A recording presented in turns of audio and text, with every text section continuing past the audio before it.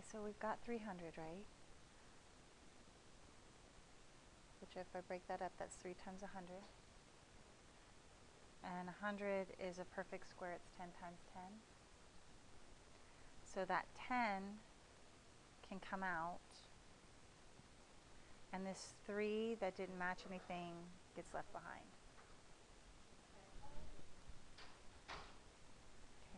Okay. So like 48, and it doesn't matter how you break it up.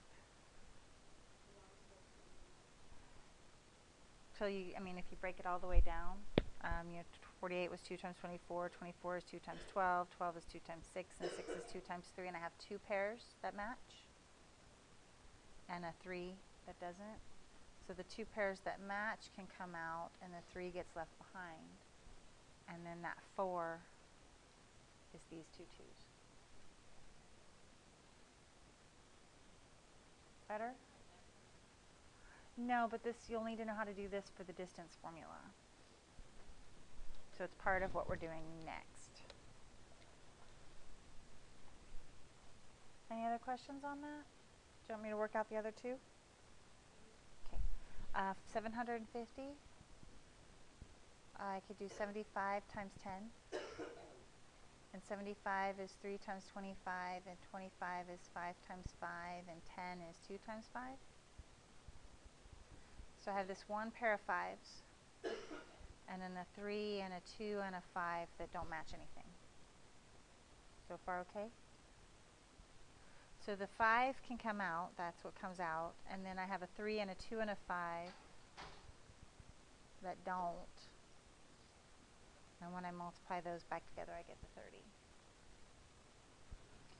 And then with the 128, 2 times 64, and that's 2 times 32, which is 2 times 16, which is 2 times 8, which is 4 times 2, which is 2 times 2. Sorry to go crooked on you.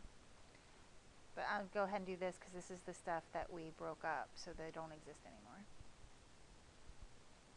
I have 1, 2, 3 pairs of 2s, and 1 2 left over. So 1, 2, 3 pair. So I take, basically I'm taking the square root of this 2 times 2 to get that 1 2. That's why only 1 of each pair comes out. And then that 2 that's left behind, so I have 3, 2 times 2 times 2 is 8, with the remaining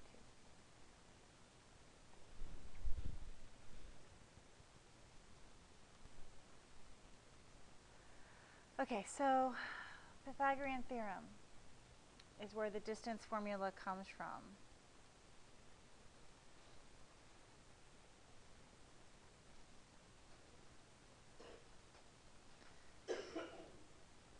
Okay, and what happens is when we had a right triangle, you have the square of the hypotenuse is equal to the sum of the squares of the other 2 sides. You guys all remember Pythagoras, right?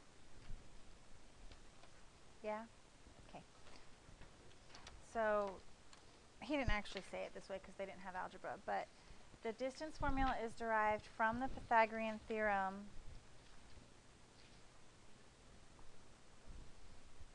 Okay. And then we'll just draw a really quick right triangle just to remind you. This would be A, this would be B, and C is always across from the right angle. Always the hypotenuse, and if you can't remember, this square points at it. Okay. So if we have 2 points, P and Q, we can figure out the distance between them, and this is just the way it was derived. I'm just showing you how the distance formula came to be in existence, okay? You guys are not going to have to do this part. But the hypotenuse is the length between those two, and if we made a triangle, we could use the Pythagorean theorem to find that length. Well, this distance is x1 minus x2, because this point right here is x2, y1, right? Because I'm at x2, but I'm at y1. And then this distance is y2 minus y1, just the up and down length. So if we were to put those into the Pythagorean theorem, this is what we would get. C squared would be equal to x1 minus x2 squared. That's the x length, A. That's A. And this is B. Y2 minus y1. We don't want to know what c squared is. We want to know what c is. So you take the square root of both sides. That's the distance formula. So this is the formula that we use to find the distance.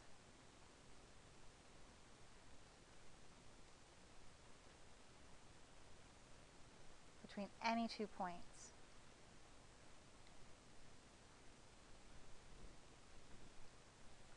Let's find the distance between 2 points. Okay. So we're going to find the distance between these 2 points. Move my pen back. All right, so our distance formula is the square root of x1 minus x2 squared plus y1 minus y2 squared. Okay. So I call this x1, y1, and this x2, y2. So that part is the same as slope, and the x's and the y's part. So next what I do is I plug in. I have 6 minus 4 and negative 3 minus 5. Then I do what's in the parentheses first. So that's 2 and negative 8. And now I'm going to take a side note. Do you guys know the difference between these two things?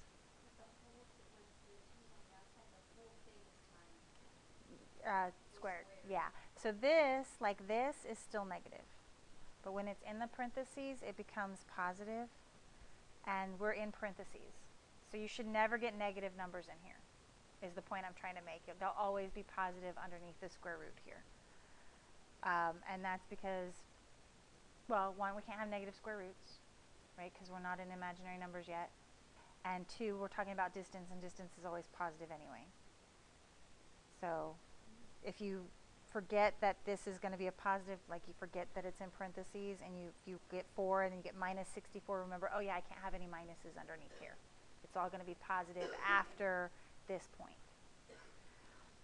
So I have 4 plus 64, which is the square root of 68. Then I need to simplify. So I guess my first step was to plug in. And then, do some math. And then I have to simplify it. So I'm going to take my 68, and 68 is 2 times 34. And 34 is 2 times 17, and 17 is prime. It's just itself. There's nothing that multiplies to make a 17. I have a pair of 2's. And 17 stays behind. Now what happens if I have a number that when I push it all out, let's see, well, for example, 30. 2 times 15 and 3 times 5, and I break it down and nothing matches. So if I had the square root of 30 and then I tried to break it down, it would just be the square root of 30 at that point. There's nothing to do to it. You just leave it like that. And if it's a perfect square, of course, if it's 100, it's just 10. If you know your perfect squares, you just don't have to break it down. So let's go through, I'll go through 2 of them, and then you guys try 2 of them just to make sure. So A, let me write this up here again.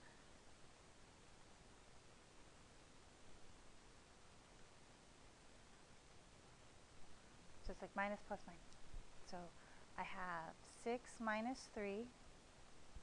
So I'll call that x1, y1, x2, y2 squared plus 0 minus negative 4. So that's going to give me the square root of 3 squared plus 4 squared, which is going to give me the square root of 9 plus 16, which is going to give me the square root of 25. So the distance is just 5.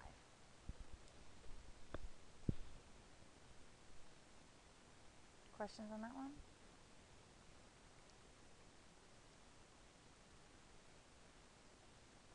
So 13 minus 11 squared plus 4 minus negative 2 squared will give me the square root of 2 squared plus 6 squared, which will be 4 plus 36, which will be 40. And that's going to require me to do a little side work. 2 times 20, 2 times 10, 2 times 5. Here's a pair of 2's. So the 2 comes out,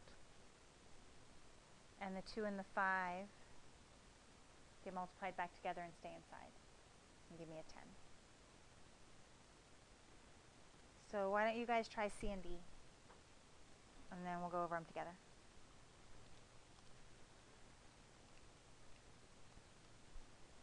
Okay, so we would have the square root of 9 minus 1 plus 6 minus negative 5.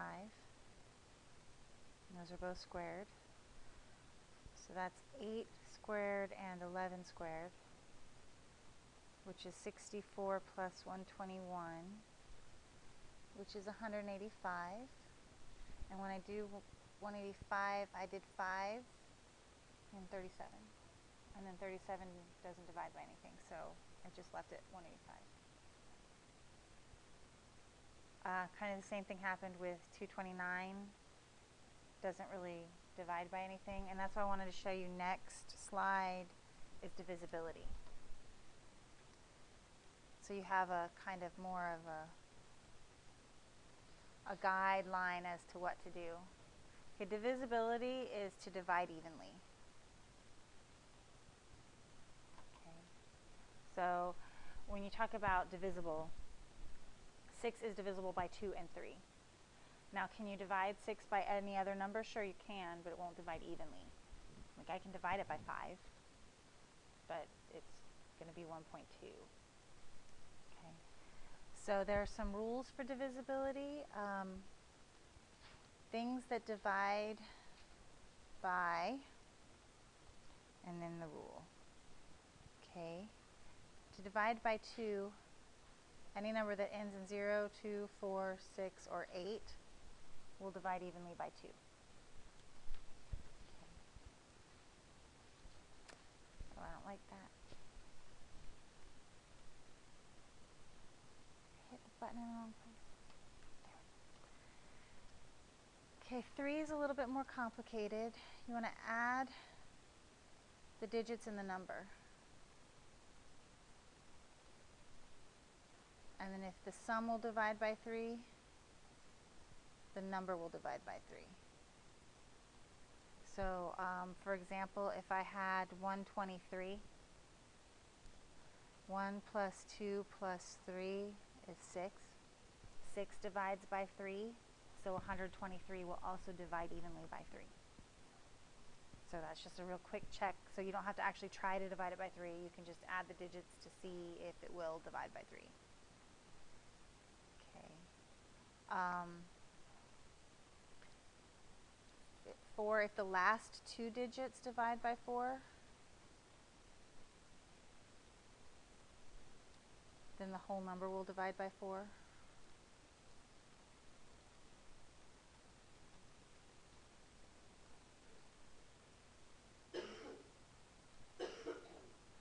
Five is one of those nice, easy ones. Oh, that's not pretty.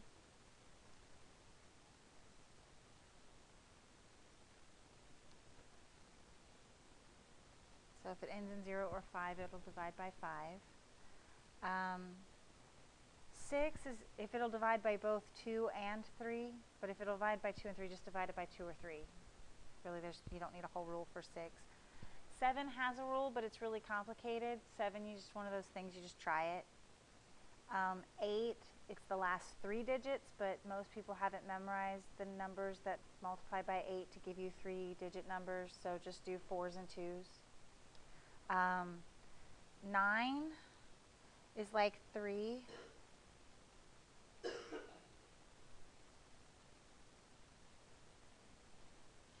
But instead of dividing by 3, the whole thing will divide by 9.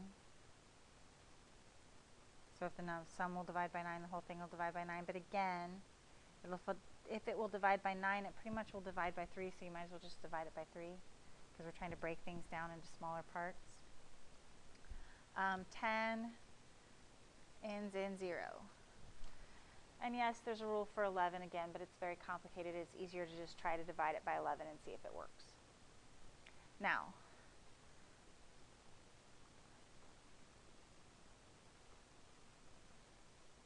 for simplifying a square root, okay, or for checking divisibility, that's an I.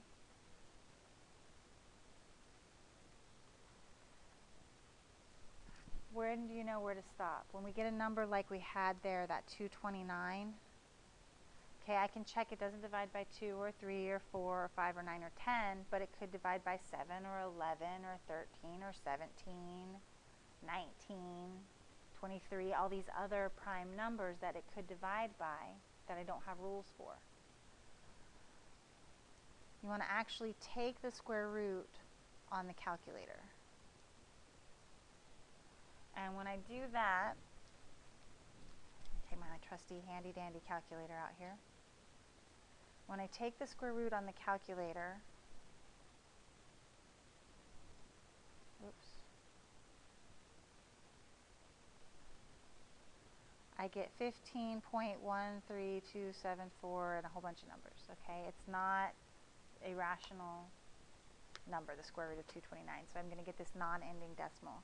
But I don't want the decimal answer. I'm asking you for the simplified answer. But this tells me right here, this is the highest number I'd need to check. So I'd only check primes under 15.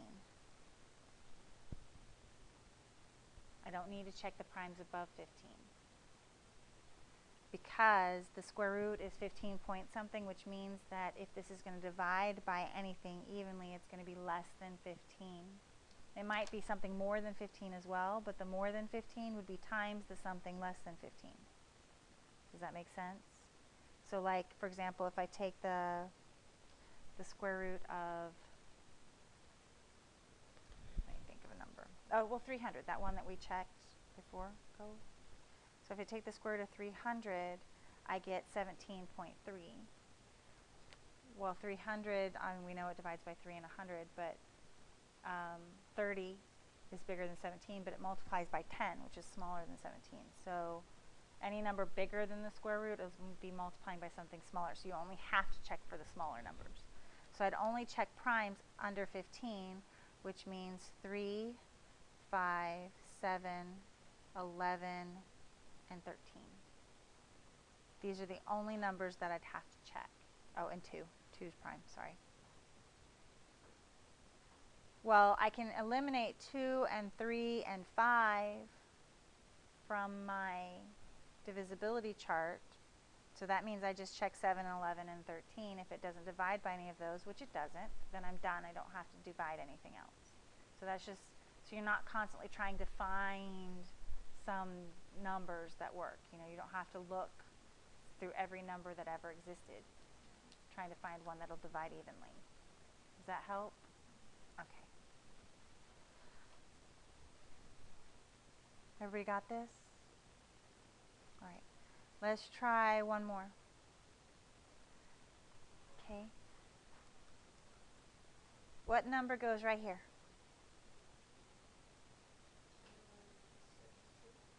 Okay. What number goes right there? Here?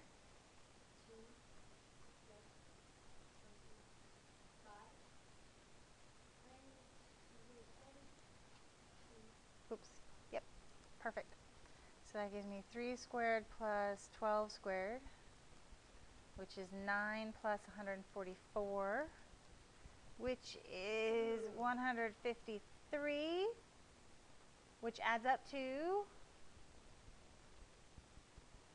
9, which means 153 will divide by 3, and it will give me 51, which adds up to 6, so it'll divide by 3 and give me 17. So I've got this pair of 3s that can come out.